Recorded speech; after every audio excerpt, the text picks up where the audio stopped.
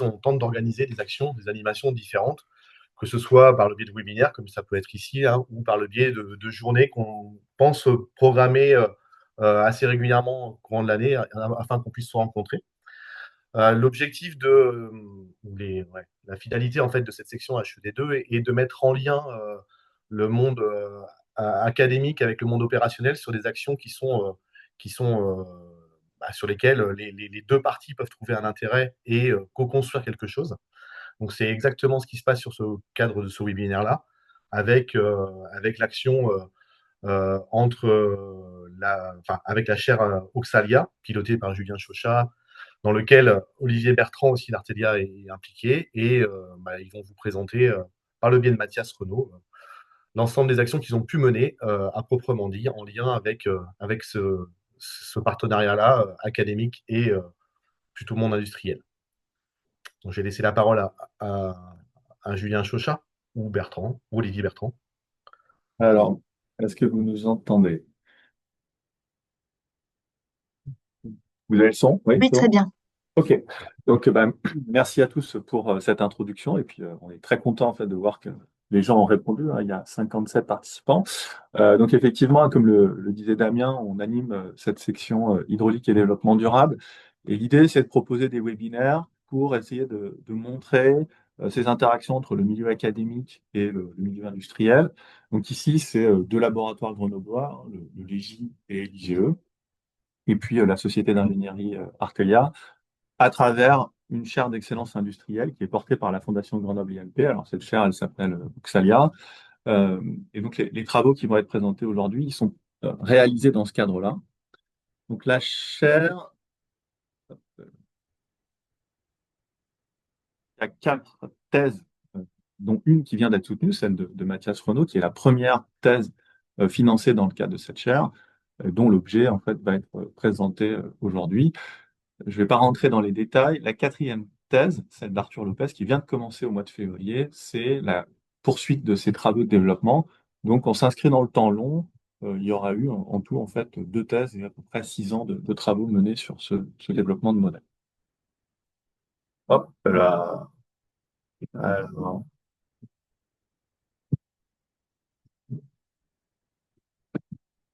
donc, l'idée, hein, pour Artelia, c'est de progresser sur cet enjeu affluent. C'est le premier point sur lequel on a échangé.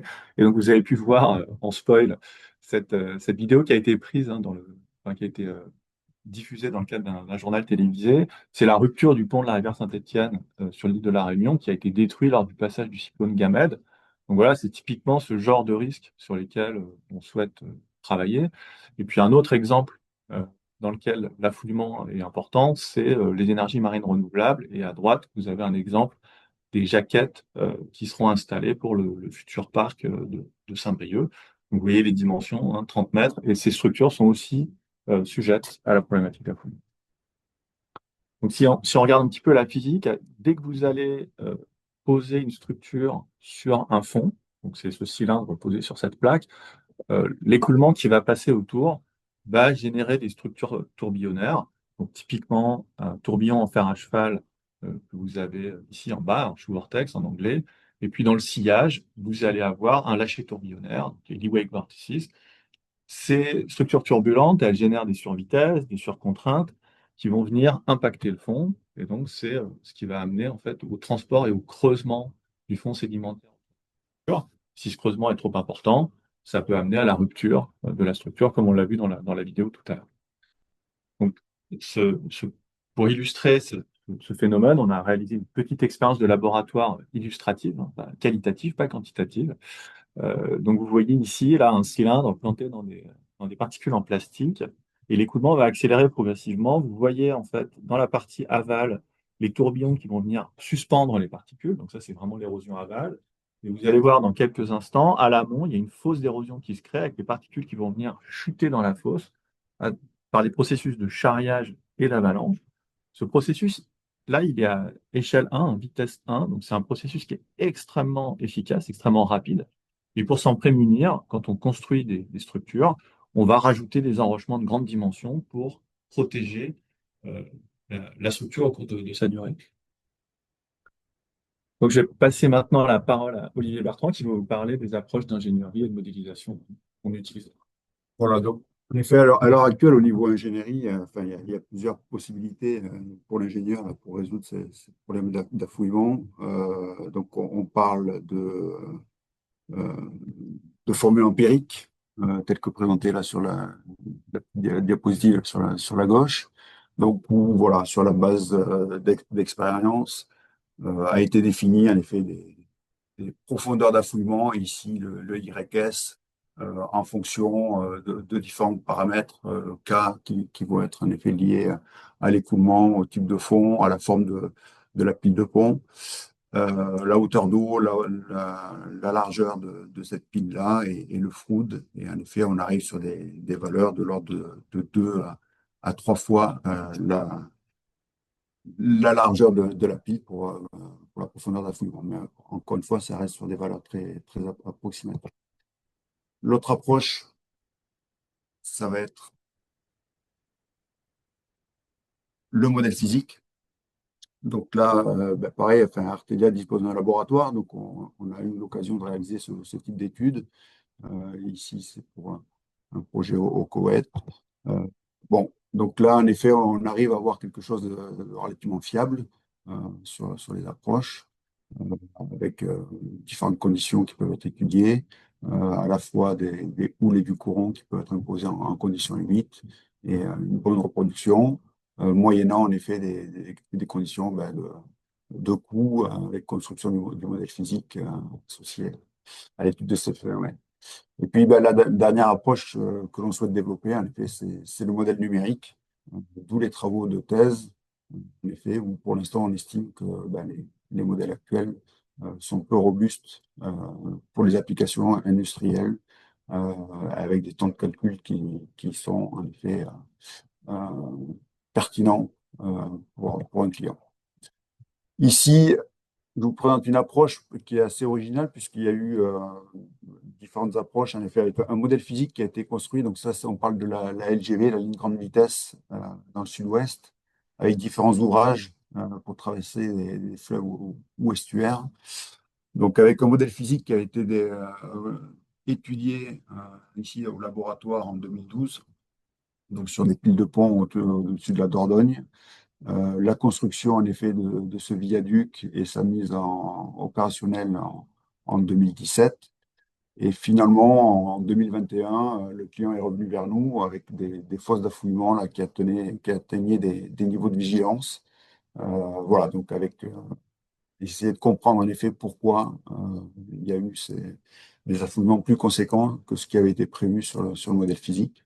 Donc on n'est pas reparti sur un modèle physique, on est reparti sur un modèle numérique où on a essentiellement étudié l'hydraulique et à partir de l'hydraulique, on a regardé des capacités de transport. Voilà, et essayer d'expliquer en effet les différences qui avaient pu être observées donc en nature par rapport à un modèle physique, essentiellement par des constructions qui n'étaient pas en effet en cohérence avec ce qui avait été étudié sur le modèle physique. Donc après, sur les approches de modèle numérique, ici, il y a une petite frise où vous voyez différentes échelles, à la fois temporelles et spatiales, et différents types de modèles qu'on peut mettre en place avec des approches très fines, ici avec Large Simulation, avec des approches discrètes aussi pour le matériau solide, donc le sédiment. Là, typiquement, cette étude, là, ce modèle qui a été présenté en 2016, permettait de simuler enfin, où ils ont simulé jusqu'à 10 millions de particules solides. Donc 10 millions de particules solides, c'est une bouteille d'un litre à peu près.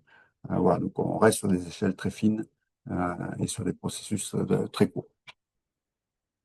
Une autre approche, c'est un modèle bifluide, où on va modéliser à la fois la partie écoulement et le sédiment par deux fluides. Donc là, c'est des travaux aussi qui ont été menés au Légy. Ici, c'était en collaboration avec d'autres universités. Mais donc, ce modèle SETFOAM est disponible et il y a des premières applications en ingénierie qui ont été publiées aussi en 2026. Euh, voilà, avec ce type de modèle. Voilà, et puis après, on va venir sur des approches qui vont permettre en effet, euh, peut-être à l'ingénieur là, d'avoir des résultats aux échelles demandées, donc des ouvrages hydrauliques qui sont étudiés, donc soit avec un maillage enfin, ou un suivi des fonds qui va être interpolé sur un maillage, soit un maillage qui va s'adapter en effet à cette évolution de fond. Et c'est le choix qui a été fait ici pour les travaux. Voilà. Et après, on a des approches encore plus grande échelle, avec aussi toujours des logiciels open source, voilà, mais qui sont plus sur des suivis morphologiques que sur du vrai affouillement, qui nécessite en effet de bien représenter l'écoulement à proximité des structures, et à partir de là, de bien représenter aussi la structure. On a vu par exemple la pile de pont présentée sur l'approche plus académique, où voilà, ce type de code n'arrive pas à représenter parfaitement la géométrie. Voilà. Et puis après, il pourrait y avoir aussi ce qu'on appelle des modèles paysagers à plus grande échelle, voilà, mais avec tous les processus qui sont paramétrés. Et ce paramétrage s'appuyant en effet sur les modèles beaucoup plus fins qui permettent en effet de bien calibrer ce paramétrage. Ben, maintenant, on va passer en effet au développement de thèse qui a été réalisé là, pendant 3 ans par Mathias. Et Mathias vous présenter ses travaux.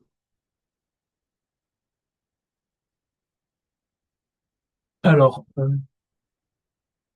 du coup, vous avez ici l'intitulé de la thèse que j'ai soutenue début décembre, donc, dont le but était le développement de ce modèle qui s'appelle SADEX-NERFO, mais que je vais vous présenter maintenant.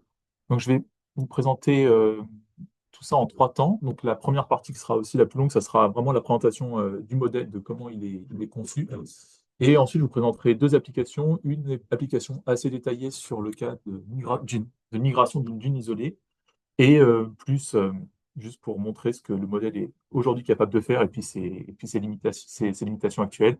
L'application qui est l'application souhaitée, qui est l'affouillement autour d'une pile cylindrique.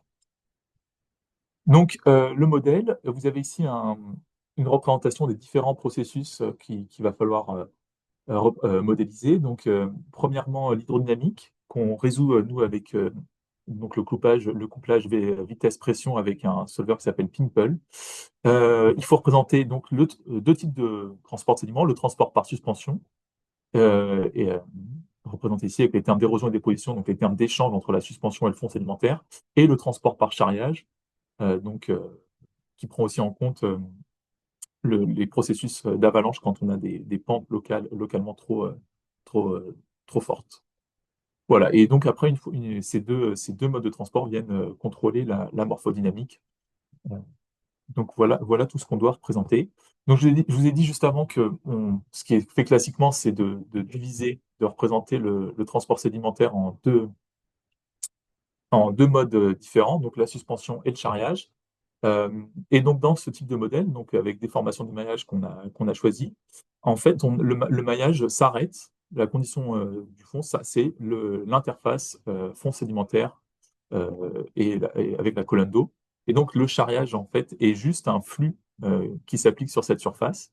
Donc, voilà, qui est totalement modélisé. Donc, il est paramétré par rapport à la contrainte de cisaillement, donc la contrainte fluide qui s'exerce sur le fond, alors que la suspension, est représentée par une fraction volumique solide qui, euh, qui est, elle, dans le maillage, donc calculée dans le domaine avec une équation de transport, et, euh, et avec des termes sources à cette condition du fond qui sont l'érosion et la déposition, et qui sont aussi paramétrés par rapport à la contrainte de cisaillement. Donc, on résout les équations d'hydrodynamique, dont on extrait la contrainte de cisaillement, et on utilise, donc dans tout ce que je vais vous montrer aujourd'hui, on représente la viscosité turbulente, donc la turbulence qui n'est pas résolue mais modélisée grâce à un modèle K-OMEGA-SST de Mentor. Donc, le transport par charriage, donc, typiquement, ce qui est fait en général, c'est de représenter la contrainte fluide grâce au nombre de Shields, qui est donc la contrainte de cisaillement adimensionnée. Et il faut une certaine contrainte, qui est appelée contrainte seuil ou contrainte de mise en mouvement, donc, ou nombre de Shields critiques, pour que le mouvement des sédiments soit initié. Et donc, il y a plusieurs formulations empiriques qui permettent d'estimer cette contrainte seuil. la plupart, dans le modèle ici, elles dépendent toutes de ce paramètre D étoile qui est un, un diamètre adimensionné. Donc, il y a différentes formulations qui sont disponibles dans le modèle pour estimer cette contrainte seuil en fonction de ce paramètre D étoile. Une fois qu'on a cette contrainte et la contrainte seuil, le Schütz critique, on va vouloir calculer le flux de charriage. Et donc, ce qui est fait, c'est d'utiliser des lois empiriques qui permettent de lier le charriage dimensionné, ici phi b, avec le nombre de Schütz et le nombre de Schütz critiques. Typiquement, une des formules les plus classiques, c'est celle de Meyer, Peter et Müller, que vous avez ici. Et donc, dans le modèle, il y a différentes formules qui sont disponibles, et puis c'est assez facile d'en implémenter des nouvelles, mais c'est actuellement les 4 qui sont disponibles et utilisés. Pour le transport par suspension, ce que je vous ai montré avant, c'est qu'on a une équation de transport, d'advection-diffusion pour cette concentration, cette fraction volumique en sédiment. Et donc, ce que décrit cette équation, c'est juste que la concentration en sédiment suspension, elle est advectée par le champ de vitesse et elle a aussi sa propre vitesse de chute, WS ici, et donc elle chute sous l'effet de la gravité. Donc, la difficulté de cette équation, c'est comment on impose les conditions limites au fond, et notamment la condition d'érosion. Et ce qui est fait en général dans les modèles classiques, c'est d'imposer une concentration de référence, qui est totalement empirique et qui est calculée à partir de la contrainte, à une certaine élévation au-dessus du fond, appelée le niveau de référence. Donc, vous avez un schéma ici, vous voyez le niveau de référence, et en fait, la concentration, on impose une concentration à ce niveau de référence, qui n'est pas le fond, qui est quelque part au-dessus du fond, et on résout l'équation à partir de cette condition limite au-dessus. Donc, ça demande à ce que le maillage pour la concentration, donc le maillage pour le transport, pour résoudre le transport par suspension, commence en fait à une certaine distance au-dessus du fond, qui est la concentration de référence, qui est le niveau de référence, pardon. Et donc d'avoir deux maillages, un maillage pour l'hydrodynamique et un maillage pour la suspension, vu que le maillage pour l'hydrodynamique, lui, va jusqu'à l'interface fond sédimentaire. Donc ici, pour comparer, on va se placer dans un cas où est-ce qu'on laisse un écoulement se développer suffisamment longtemps pour que la concentration en sédiment atteigne ce qu'on appelle un régime d'équilibre, où est-ce qu'elle elle ne varie plus. Il y a un équilibre entre la diffusion turbulente et la gravité, la chute. Et on se base pour comparaison sur des expériences qui ont été menées par Lin en canal. Donc, il y a 4 expériences. Et donc, si on applique cette concentration classique, donc vous avez ici les profils de vitesse et ici, ici c'est les profils de vitesse sur la gauche et à droite, les profils de concentration. Et donc, on arrive à obtenir des résultats qui sont proches des résultats expérimentaux. Voilà. Donc, par contre, comme on peut voir ici, on a la simulation, enfin, on n'a pas de valeur de concentration en dessous de ce niveau de référence, et donc on ne résout pas ce qui se passe en dessous. Et comme ça nécessite d'avoir deux maillages différents, on a voulu utiliser une autre approche qui permettait de résoudre jusqu'au fond. Et donc on est parti de l'approche de Fang et de Rodi, où est-ce qu'on exprime le flux de déposition et d'érosion sous cette forme-là. Donc la déposition, c'est la vitesse de chute fois la concentration locale au-dessus du fond. Et l'érosion, c'est de la même façon, la vitesse de chute fois une concentration de référence. Et on va extrapoler cette concentration de référence qu'on calcule au niveau de référence au niveau de la première cellule en utilisant cette extrapolation-là pour avoir une valeur de concentration de référence qui soit au niveau de la première cellule et pas quelque part ailleurs dans le domaine, potentiellement plus haut ou plus bas, pour toujours l'avoir au même endroit. Et donc, on termine avec cette condition limite ici. Donc, on a la partie érosion qui est résolue explicitement et la partie déposition qui est résolue implicitement dans le modèle. Et donc ici, donc là, j'ai pris un des cas expérimentaux. Vous avez différentes simulations avec des maillages qui sont de plus en plus fins, en allant du bleu vers le rouge ou de la droite vers la gauche, comme vous voulez. Et vous voyez qu'il y a une forte dépendance au maillage avec cette condition limite là, en imposant cette érosion au niveau de la première cellule. Quand on a un maillage trop fin, ce qui se passe, c'est que la suspension reste bloquée en fait dans les premières cellules proches du fond et n'est pas propagée plus haut. Donc, ce qui se passe quand on regarde, ici, vous avez le profil de diffusion turbulente, de diffusivité, et ici, le profil de concentration. Donc, on voit qu'avec un maillage fin, on sous-estime totalement les concentrations mesurées expérimentalement. Ce qui se passe, c'est qu'il n'y a plus du tout de diffusivité proche du fond, si le fond n'est pas suffisamment rugueux, pour suspendre davantage les sédiments. Donc, les sédiments qui sont érodés dans la première cellule du maillage, ils restent coincés, en fait, ici, parce qu'il n'y a rien pour les amener plus haut dans le maillage. Et donc, ce qu'on a fait, c'est de rajouter une diffusivité additionnelle proche du fond, euh, qui prend cette forme-là, qui est totalement empirique et qui permet en fait qu'on applique. Là, vous voyez la différence quand on rajoute ces epsilon wall sur une toute petite zone proche du fond et qui permet de passer de ce profil de concentration-là à ce profil de concentration ici en orange. Et donc, donc, juste avec cette toute petite différence sur la diffusivité, on obtient des résultats qui sont beaucoup plus proches de la réalité. Et puis, on n'a plus du tout cette dépendance au maillage qu'on avait avant. Cette fois, on a des résultats qui sont bien convergents en maillage. Et on a une solution qui permet d'utiliser un maillage unique pour l'hydrodynamique et la suspension. Et donc ici, c'est les résultats en utilisant euh, cette diffusivité additionnelle proche paroi pour les 4 cas expérimentaux étudiés. Alors maintenant qu'on a à la fois le calcul du flux de charriage et les flux de déposition et d'érosion, on va vouloir résoudre l'évolution morphologique du fond, ce qui est fait grâce à l'équation Exner représentée ici. Et donc, on résout avec la méthode des surfaces finies, en fait, à chaque pas de temps, on va calculer un incrément de position de ces faces du maillage, qu'on va devoir interpoler des faces vers les pointes. Vous avez un schéma ici. Donc, on calcule au centre des faces cet incrément avec l'équation Exner. Et pour déplacer le maillage, on va avoir besoin d'imposer ce déplacement sur les points qui définissent la face. Et donc, on va réaliser une interpolation basée sur les surfaces indiquées ici pour pouvoir conserver la masse contenue dans le fond sédimentaire. Et ensuite, on déforme le reste du maillage avec un solveur laplacien. Que, donc, donc, vous avez les équations ici. Et donc ici, pour illustrer, vous avez un cas de déposition, un peu comme dans un sablier, où est-ce que vous voyez tout le maillage qui est déplacé par l'équation Exner. Donc, pour un premier cas idéalisé pour illustrer cette équation Exner, je vous présente ici la migration idéalisée d'une dune isolée, où est-ce qu'on prend un écoulement simplifié idéalisé, où est-ce que on a un débit qui est constant et une hauteur d'eau qui est toujours la même, et une vitesse qui, du coup, ne dépend que la vitesse débitante au-dessus de la dune est juste le débit divisé par la profondeur locale.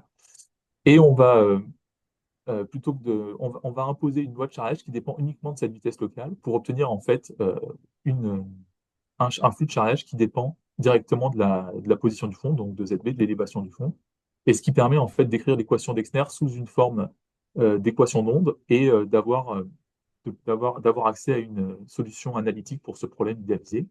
On peut résoudre donc cette équation avec la méthode de caractéristiques, et on a, en partant d'une dune gaussienne, on a la dune qui se déforme en suivant les caractéristiques.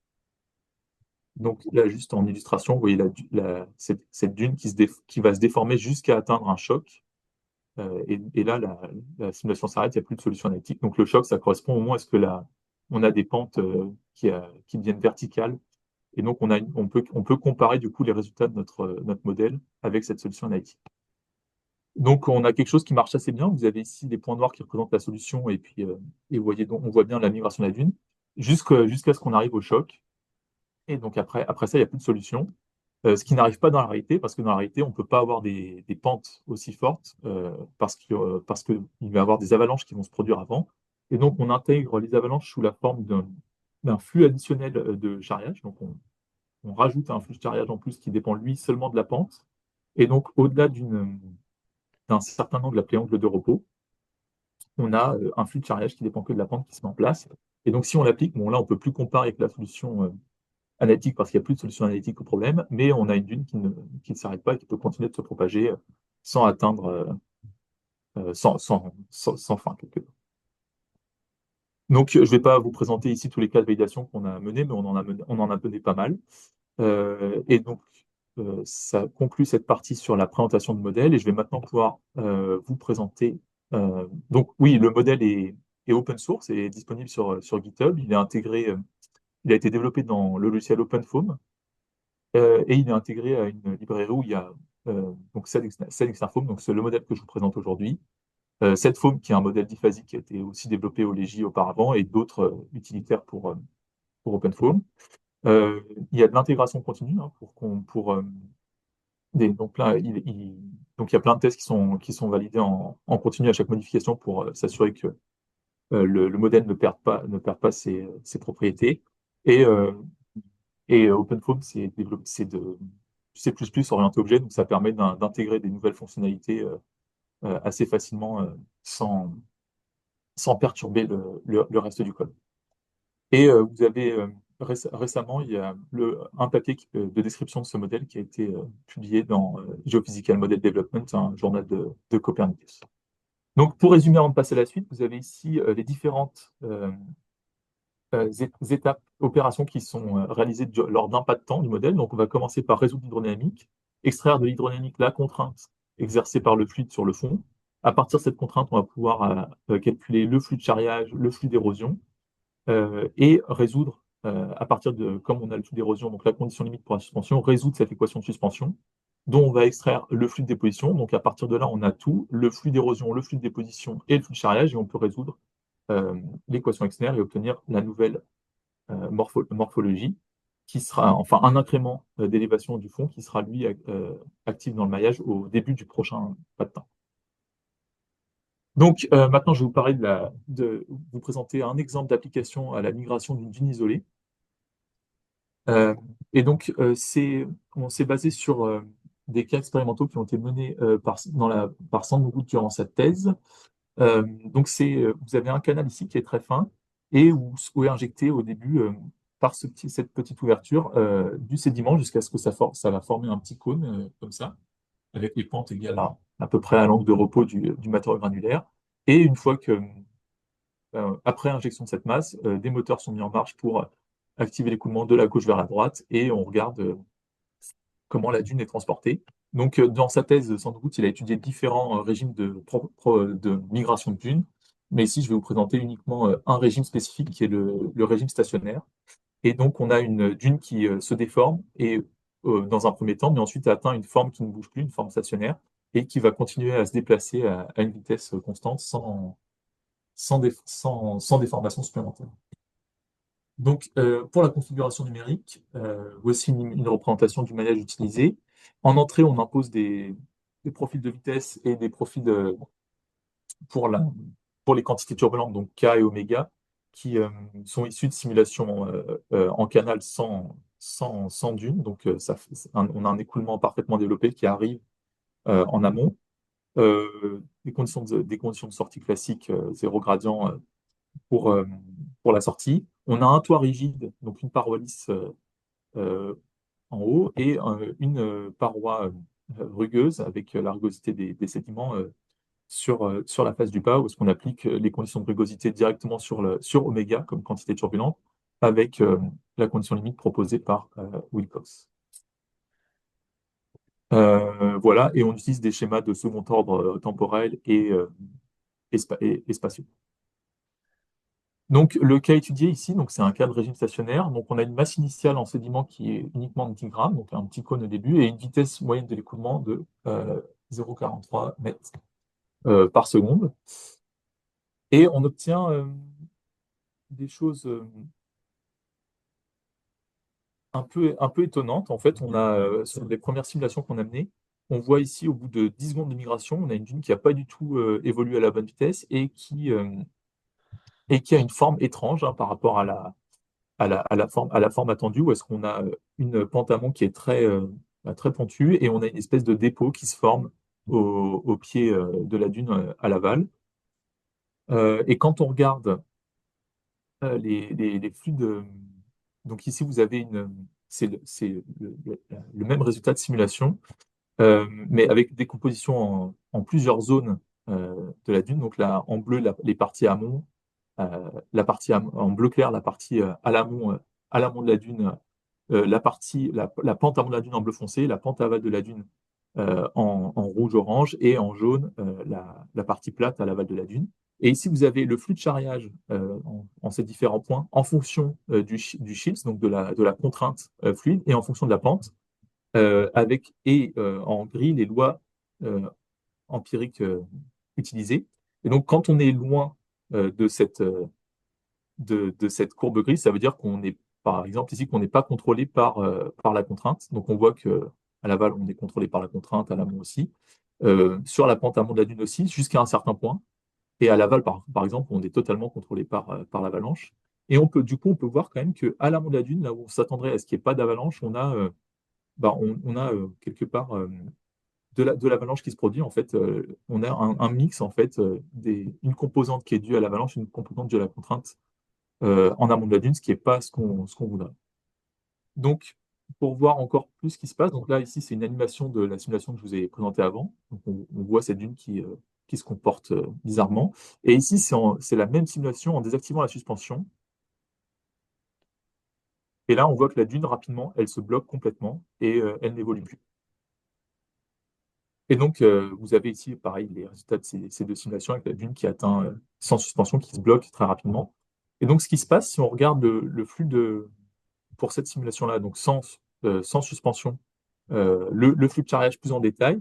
Donc ici, vous avez en bleu le flux de charriage lié à la contrainte et en orange, le flux de charriage qui est lié à la pente, à l'avalanche. Et on voit qu'en fait, ils vont venir s'équilibrer parfaitement. On a en fait un maximum qui est juste à l'amont du sommet, juste avant la crête de la dune. Et l'avalanche va venir le compenser parfaitement. Les sédiments ne passent pas au-dessus de la dune. Et ça va venir stopper totalement la morphologie de la dune. Et donc, ce qu'on voudrait, c'est qu'en fait, le flux de charriage, il continue un petit peu après le sommet, que les sédiments ne s'arrêtent pas totalement en fait, au niveau de l'endroit où est-ce que la contrainte fluide chute. C'est l'endroit où est-ce que l'écoulement décroche du sommet de la dune, mais que le flux de charriage continue un peu après. Et c'est pour ça qu'on a introduit dans le modèle euh, une équation de saturation pour le charriage. Donc, c'est cette équation-là. C'est une équation quelque part de relaxation. Et ce que ça veut dire, c'est qu'on calcule un flux saturé à partir des formulations empiriques classiques, et le flux de charriage final est la solution de cette équation. Donc, on a une relaxation vers le charriage quelque part à l'équilibre, en temporel et spatial, et ça permet de décaler quelque part d'une certaine distance LSAT la réaction du flux de charriage à la contrainte, et donc d'avoir un flux de charriage qui va cette fois être capable de passer au-delà du sommet et pas lié, et éviter que du sédiment s'accumule en crête de dune jusqu'à ce qu'il soit compensé par l'avalanche. Et ici, vous avez des résultats de simulation pour différentes valeurs de LSAT et TSAT, donc temps de saturation et longueur de saturation. Et on voit qu'on est capable avec ça, en prenant quelque part les bonnes valeurs, d'avoir des comportements beaucoup plus réalistes. Si on prend des LSAT trop courts, on se retrouve avec ce genre de forme non physique qu'on avait déjà avant. Voilà, donc ici, c'est une simulation qui marche quelque part, où est-ce qu'on voit bien la dune qui se déforme jusqu'à arriver à un régime stationnaire, qui est le régime qu'on veut obtenir. Et donc ici, des comparaisons avec les résultats, on voit qu'on arrive à avoir des, des simulations qui se comportent comme on l'attend. Et ici, vous avez une représentation de l'évolution temporelle de la hauteur et de la longueur de la dune, et on voit pareil que on converge vers une valeur, ce qui montre bien qu'on atteint ce régime stationnaire qu'on voulait observer. Donc là, je vous ai montré une première application à la migration d'une dune et l'ajout qu'on a dû faire face à ces problèmes d'évolution morphologique qui étaient non physiques de dune, l'ajout de cette équation de saturation pour représenter cette relaxation du flux de charriage vers le flux équilibré, le flux saturé. Et donc, pour terminer cette présentation, je vais vous présenter rapidement nos cas d'affoulement autour d'une pile cylindrique. Donc, qu'est-ce que le modèle donne maintenant pour des configurations 3D d'affoulement et ce qu'on vise. Et pour ça, on s'est basé sur des expériences menées par Roland en 2005. Donc, il a mené des expériences sans sédiments, donc donc d'écoulement autour d'un cylindre au-dessus d'un fond rigide. Donc, c'est des cas qu'on utilise nous pour valider l'hydrodynamique avant de réaliser des simulations avec d'affouillement avec un fond sédimentaire. Et il a aussi réalisé une expérience avec un fond mobile, donc avec du sable, et donc pour observer l'affouillement autour de la paroi. Et vous avez ici, du coup, une image de la fosse d'affouillement qui se forme à la fin de leur expérience.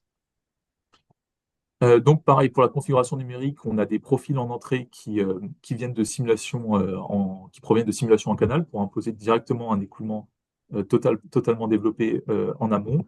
En sortie, pareil, des conditions de sortie classiques de gradient nul. On a un toit rigide, donc pas de surface libre au-dessus, en haut du domaine, ce qui se justifie par le fait que le nombre de foot dans ces configurations est assez faible, et il y a peu de perturbations de surface libre. On a des conditions de symétrie sur les côtés. Le cylindre est une paroi lisse et le fond est une paroi rugueuse. Donc, c'est les mêmes conditions limites que celles imposées dans le cas de migration de dunes. Et pareil, des schémas de second ordre pour aussi bien temporels que spatiaux. Donc, je vous présente ça rapidement, mais on a validé l'hydrodynamique à partir des configurations fond rigide de Roulund. Donc, ici, c'est des mesures de vitesse en fait sur différentes lignes horizontales qui sont prises dans le plan de symétrie de l'écoulement. Et donc, on compare ici, vous avez sur la droite les résultats pour différents maillages, donc sur différentes lignes horizontales. Euh, et on voit les caractéristiques principales de l'écoulement, notamment proche du fond, l'écoulement qui change de direction. Donc, c'est la composante en X, donc dans le sens de l'écoulement du champ des vitesses. On voit l'inversion de l'écoulement qui montre la présence du hors vortex.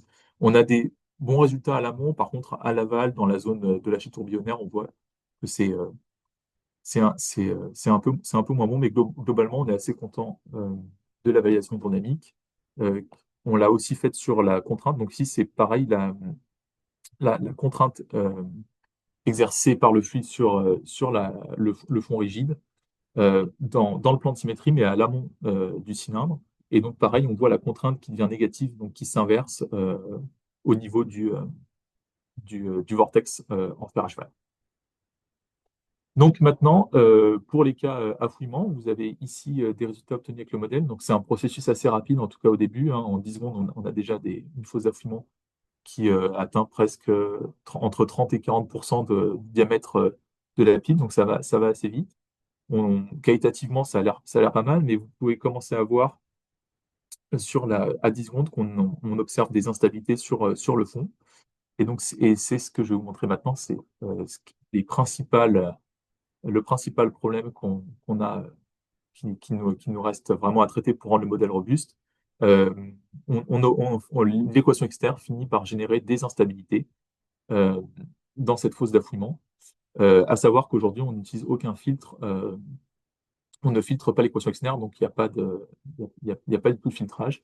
Et, euh, et c'est une des prochaines étapes pour rendre le modèle plus robuste, parce que ça bloque en fait la poursuite de simulation. On n'arrive pas à simuler, en tout cas dans cette configuration-là, jusqu'à la profondeur d'équilibre. Mais bon, là, qualitativement, c'est ce qu'on arrive à faire sur cette configuration-là, avec le modèle. En tout cas, le processus initial se passe, le creusement initial se fait à la même vitesse que dans l'expérience, mais on n'arrive pas à pousser les simulations assez loin. Donc, en conclusion, je vous ai présenté le développement de SADexNerFo, donc un modèle open source d'évolution morphologique et de transport sédimentaire basé sur la librairie OpenFlow. Et je vous ai présenté son application à la migration d'une dune isolée.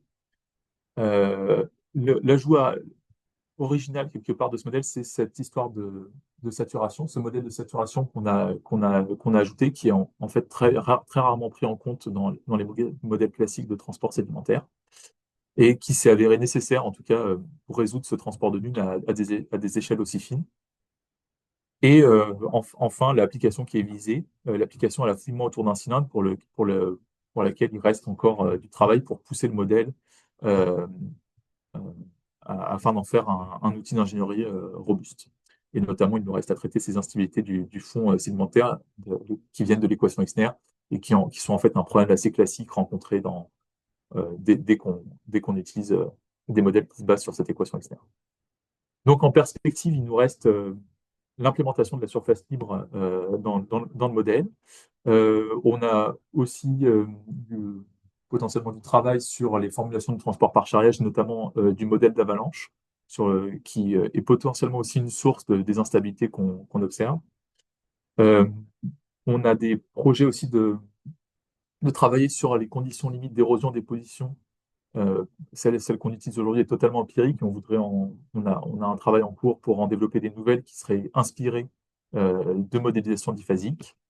Et pour la morphodynamique, eh bien, il faut qu'on implémente, qu'on stabilise cette équation externe, qu'on améliore la robustesse du modèle par filtrage. Et il y a peut-être aussi un travail en plus à faire sur le modèle utilisé le solver utilisé pour déformer le maillage.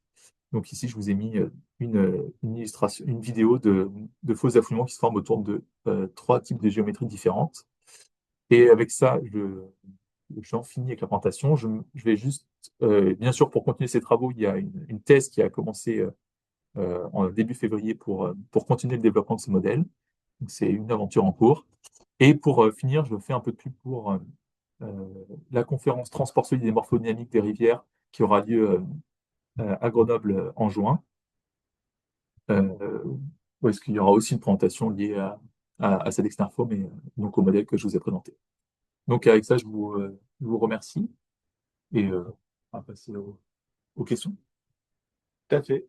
Donc, merci Mathias. Alors on a déjà deux questions dans le chat. Il y avait une première question de Pierre Balin sur la longueur de saturation, donc qui est alors, distance de chargement, effectivement, c'est la distance qu'il faut pour atteindre le flux maximal possible pour la contrainte donnée. Et pour caler ce paramètre, on a fait une étude de sensibilité. On a pris deux valeurs limites. Donc, il y a une valeur limite qui vient de la physique du transport éolien, donc qui est en gros une longueur enfin, liée à une longueur de saltation, en gros, et qui scale comme le rapport de densité fois le diamètre. Alors en éolien, cette longueur elle est très grande, hein, ça fait plusieurs milliers de fois le diamètre. Dans l'eau, en fait, le rapport de densité, c'est 2,6, quoi, 2,5. Donc ça fait 2,5 fois le diamètre pour des particules de 4 mm. Du coup, on arrive à quelque chose qui est centimètre. Et l'autre physique possible, c'est une longueur de déposition, donc qui en fait reviendrait à calculer une vitesse de chute. Enfin, c'est le temps que mettrait un grain, la longueur que mettrait un grain à chuter une fois qu'il est transporté à une certaine vitesse qui correspond à la vitesse proche du fond. Et si on fait ça, en fait, on arrive sur quelque chose qui est de l'ordre toujours du diamètre ou une fraction du diamètre. Donc on a des bornes pour cette longueur de saturation. Et ce qu'on a fait, c'est une étude de sensibilité. Donc c'est celle qu'a montré Mathias, hein, qui est disponible dans l'article. Et en gros, il semblerait qu'il y ait un optimum entre ces deux valeurs qui maximise la vitesse de migration de la dune. Si on prend une valeur trop petite, on retrouve les travers du cas sans saturation. Et si on prend une valeur trop grande, la dune diffuse complètement, ralentit, enfin un comportement qui semble non physique. Donc c'est comme ça qu'on a choisi ce paramètre. Ce qu'on n'a pas fait, et donc c'est la très bonne question qui est dans le chat, on n'a pas regardé en quoi ça dépend du maillage. Donc ça, c'est quelque chose qu'il va falloir faire par la suite. C'est assez nouveau d'utiliser ce concept dans des simulations CFD résolues comme c'est le cas ici. Et donc, je pense que c'est un pan tout à fait nouveau à analyser sur des configurations, à mon avis, académiques bien connues, pour essayer de comprendre comment ce modèle se comporte et comment est-ce qu'il faut le paramétrer. Voilà, donc ça, c'est la réponse à la première question. Et il y a une deuxième question sous-jacente. Est-ce qu'on peut utiliser cette forme pour calibrer cette longueur de saturation? Excellente question. C'est possible. Je pense, enfin, il faudrait quand même vérifier que les modèles donc, diphasiques bifluides, hein, avec cette vision continue pour le milieu granulaire, elles permettent de reproduire cette longueur de saturation, ce qui n'a pas été vérifié, à ma connaissance. Donc il faudrait déjà vérifier ça. On pourrait pousser le curseur jusqu'à ce qu'a présenté Olivier Bertrand tout à l'heure, hein, faire de la DNS, DEM, enfin, des choses très très très très résolues pour vérifier qu'on arrive à capturer cette longueur de saturation.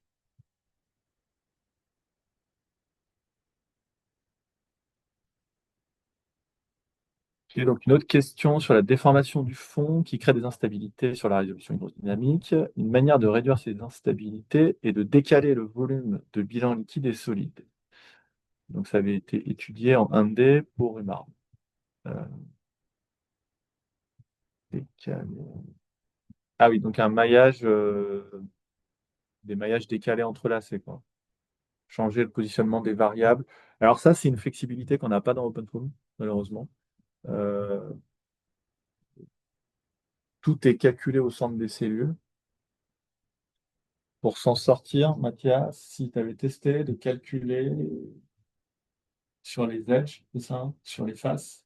Bah, non, oui, mais il faudrait résoudre l'équation externe justement à cet endroit-là. Il faudrait résoudre l'équation externe en décalé. Ça, c'est pas quelque chose qu'on a essayé. On a déjà essayé d'estimer les flux de façon décalée, mais jamais de résoudre l'équation externe de façon décalée. Donc, non, pas tout à fait. C'est peut-être quelque chose qui serait possible de tester. On est preneur de bonnes idées et de collaboration, en effet, sur cet aspect-là. Ah, donc c'est aussi l'intérêt hein, de ces modèles open source. Donc on voit, on a le sentiment qu'il y a une communauté de gens qui sont intéressés, hein, parce qu'il y a quand même 50, un peu plus de 50 personnes qui sont connectées. Euh, un outil qui résout l'hydrodynamique et la morphodynamique à ces échelles, ouvert, open source, ça n'existe pas à notre connaissance. Et donc on est tout à fait intéressé pour partager hein, les efforts de développement et tenter au mieux de les intégrer pour avoir un modèle qui soit le plus robuste possible et qui réponde aux questions appliquées qui peuvent se poser dans la communauté.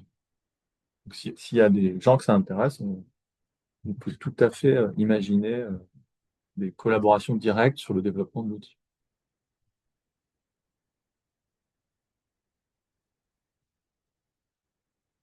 Je sais. Alors, est-ce qu'il y a d'autres questions dans la salle? Ça peut être à l'oral. Vous pouvez voilà, activer les micros si vous préférez.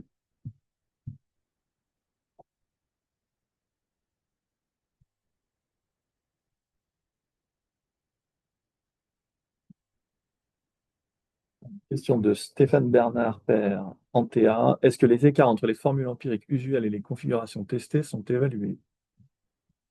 Euh, je vais répondre. Ouais.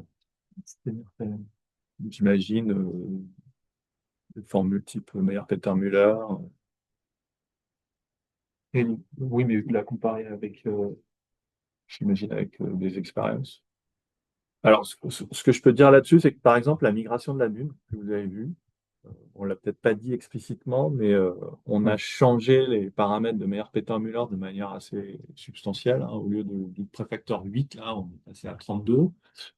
Alors, dans le domaine du transport de sédiments et de la morphodynamique, un facteur 4, ça fait peur à personne, mais il faut quand même accepter que, voilà, pour matcher les expériences, on est obligé de changer ces préfacteurs.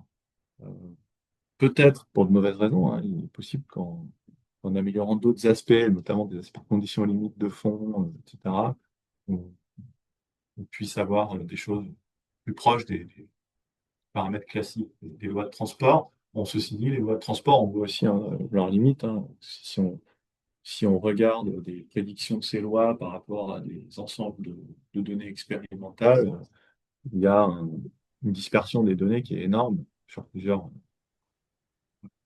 ordres de grandeur. Donc finalement, un facteur est obligé d'ajuster un coefficient 4, c'est lois de transport, c'est pas complètement choquant. Encore une fois, on n'a pas fait d'études systématiques, hein. Ce que vous voyez, c'est vraiment la première version du modèle. Euh, et comme on est parti de absolument pas rien, c'est-à-dire OpenFOAM au départ, il reste énormément de choses à regarder avec ce nouveau modèle. Et il n'y a pas que la loi de Char, il y a aussi comment on estime la contrainte de fond. Et là, c'est très lié à quelles conditions limites on impose sur le fond pour représenter notamment la rugosité des grains. Et ça, on a testé plusieurs conditions limites de la littérature. Ça peut quand même faire varier assez significativement les contraintes qu'on estime. Et surtout, ça fait beaucoup varier la, la, la valeur de la contrainte peut, suivant les formulations qu'on utilise, beaucoup varier avec la résolution proche du fond pour le fluide. Parce que là, on est à des résolutions, est-ce qu'on vient capturer quand même vraiment, quand c'est suffisamment lisse, on capture, on a des points dans la sous-couche visqueuse. Donc, on a vraiment des points très proches du fond et enfin, on a vu que Puis il n'y a pas que la forme, pas que la loi de Charrier, il y a aussi vraiment cette condition limite pour le fluide qui compte énormément. Bonjour, ma question était surtout, enfin, était portée sur les calculs, les formules d'affouillement autour de piles, culées, enfin, là en Ah, ok, l'occurrence ok. piles. Pardon, j'avais pas compris. Pas de Alors, souci. on n'en est malheureusement pas là. On espère pouvoir répondre à ce genre de questions dans un avenir proche. Les simulations que Mathias a montrées sont extrêmement préliminaires. Bon, de toute façon, la réalité, en fait, hein, c'est qu'elle crache hein, très- pas très longtemps après le dernier snapshot que vous avez vu. Donc, pour l'instant, c'est vrai qu'on n'est pas à une étape où on peut utiliser le modèle en outil prédictif. C'est plutôt la preuve de concept que conceptuellement ça fonctionne. Maintenant, pour faire du quantitatif, c'est la prochaine thèse. Et il va falloir qu'on stabilise les instabilités d'abord.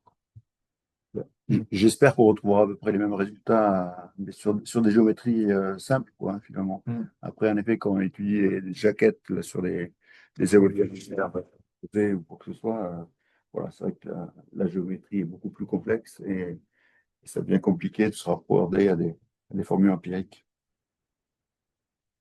et analytiques. Oui, et aussi des sollicitations instationnaires, non uniformes, etc. Enfin, dès qu'on parle de jaquettes en mer, on parle de courant de marée, on parle de vagues, on parle de sollicitations qui sont plus complexes qu'un écoulement unidirectionnel. Alors, on arrive à midi, donc si vous avez d'autres questions, on est partant pour continuer la discussion. Après, si on a fait à peu près le tour de vos questions, euh, on peut en rester là. Oui, peut-être. Si vous avez d'autres questions après le webinaire, de toute façon, n'hésitez pas à nous contacter. Vous pouvez contacter Mathias, qui va vous donner son mail, c'est ça? Ouais. Euh, après, avec une petite recherche, vous allez nous retrouver facilement, normalement. Et oui, ce qu'on n'a pas dit, c'est que Mathias a été embauché chez Artelia depuis le mois de février. Je pense que je ne l'ai pas dit dans la présentation. Donc, voilà. Donc l'adresse mail étant arteliagroup.com.